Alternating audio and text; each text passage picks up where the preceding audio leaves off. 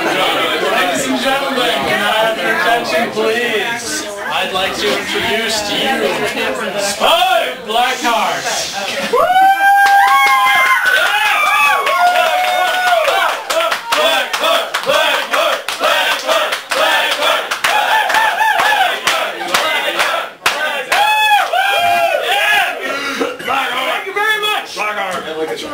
I'd like to thank everybody for coming here tonight. I'd like to thank Mr. Reed for inviting me. Most of all, I'd like to thank Ms. Garrity for removing the restraining order and allowing me to be present. Woo! I cannot tell you how inspiring it is that you all came here tonight. Even in Berkeley, the true conservative cause is still strong. Leadership!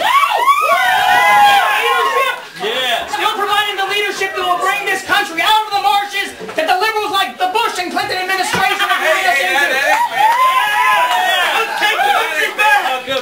Absolutely, young man. This is a difficult time for us, we all know. Gone are many of our great leaders. Ronald Reagan, George Wallace, David Duke. In this time of liberal extremists, it can be frustrating. Now, with the loss of Mitt Romney, it seems that John McCain is going to win the Republican nomination.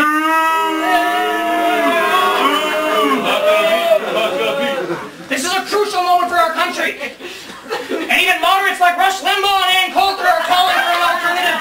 Ann Coulter supports my fellow Americans, I stand before you tonight to declare that an alternative is indeed necessary. John McCain displays liberal tendencies, communist sympathies, and a wimpy disposition that we cannot afford to make to the world. John McCain, I'm told, can't even raise his arms above his head. We as a country deserve more. We deserve a leader who's willing to face the challenges of the new millennium. We deserve a leader willing to stand up to the filthy carpetbaggers who beg on Telegraph Avenue. We need a leader unafraid to stick to his convictions regardless of rational argument. We need a leader who can reach his arms above his head. We need a leader who can reach his arms above his head.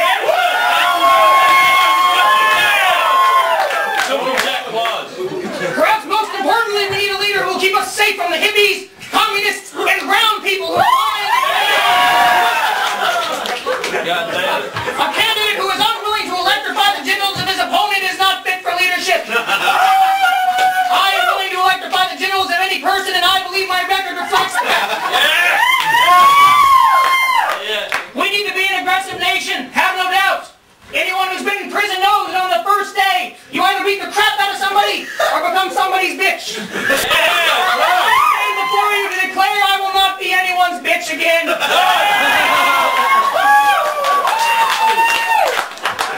However, I think it's important that we all know how to pick our opponents. Oh, you already are. Yeah. The liberals in the White House and elsewhere insist on fighting provocation, weapons of mass destruction and whatnot. Now they're looking towards Iran. I'm against this.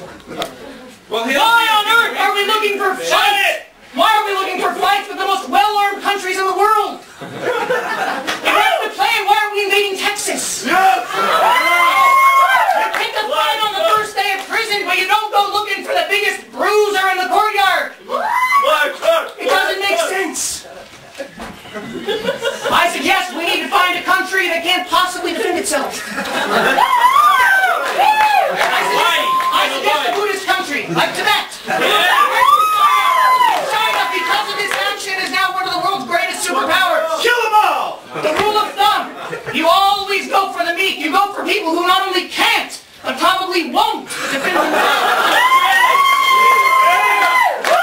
Even God understands this. You promise them the earth at some unspecified death, they will never be a problem again. As you know, my tax formula is based on this. Well, on that subject, I want to talk about the economy. I know it's on everybody's mind. I'm not going to lie to you. Things are hard. We're all feeling it. I know relief is needed. However, the liberals in the White House and Congress refuse to give the kind of relief we need. Under the proposed tax relief package, many fine Americans are left out. Just because I don't pay taxes, I don't get a rebate. Is that fair? No! Also, our most important citizens, our corporations, receive no rebate. Look at the laws. Corporations are citizens. They are people too, and very important people. Don't even get me started on the suffrage rights, which still need to be addressed.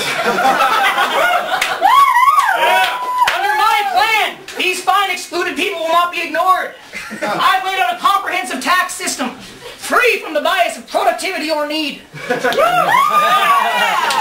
Some of my opponents in the liberal press have criticized the cost of my plan, but I assure you every cent is accounted for. Where does the money come from? A valid question. My health care program is a key element, as the elimination of Medicaid, Medicare, and SHIP will provide millions upon millions of dollars.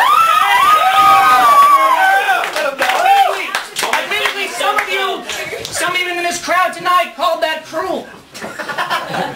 No. However, No. if you have cancer or something, God wants you to die, and I don't believe the government has anything. Boiling green for the homeless. This combined with the elimination of Social Security, the Department of Transportation, Yeah. the EPA, and FEMA will take care of almost all the expenditures that I propose. But there is also another source of income that no other candidate is talking about. What? An integral part of the Blackhart economics stimulus package, which I am unveiling tonight. Legalization of marijuana. For the past 2 decades, we have spent countless sums on a drug war against our own citizens. Pouring billions into law enforcement, espionage, and judicial fees, we have collected huge amounts of materials, incarcerated thousands, yet seen no real rewards for our efforts. This stops now. Under the Spencer Blackhart presidency, we are going to begin to sell all the drugs we've been confiscating.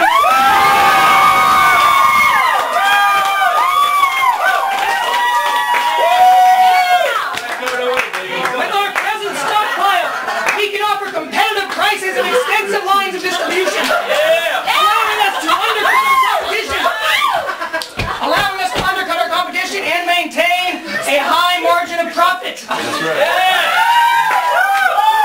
With the added income to our treasury, we can support our expenditures, plus give added resources to a badly faltering drug war, whose avenues will understand much better. Now, before I leave you tonight, I want to talk a bit about the change I keep hearing about on the campaign trail. Everyone wants change, and I don't blame them. Our leftist leaders have driven us turning left, going in a circle, driving into a swamp. But make no mistake, the other candidates are not change. No history is being made with these candidates. Barack Obama isn't the first black man to run for president, but he's probably the whitest one. One only need look at his drug history. Cocaine is a white drug. His lack of diversity and elitism in drug choice not only implies that he is the whitest black man to run for presidency, it also implies he is radically out of touch with the American public. And speaking of Hillary Clinton, probably the most manly woman we've seen in recent politics. Make no mistake, she'll make the same failed policy judgments her husband made, except now every month we're going to have a period of extra insanity. This is not what we need in a leader. We need is real change, not periods masquerading as progress. We need to policies, not policies of the past. We need a leader who will think outside the box, and I will tell you right now,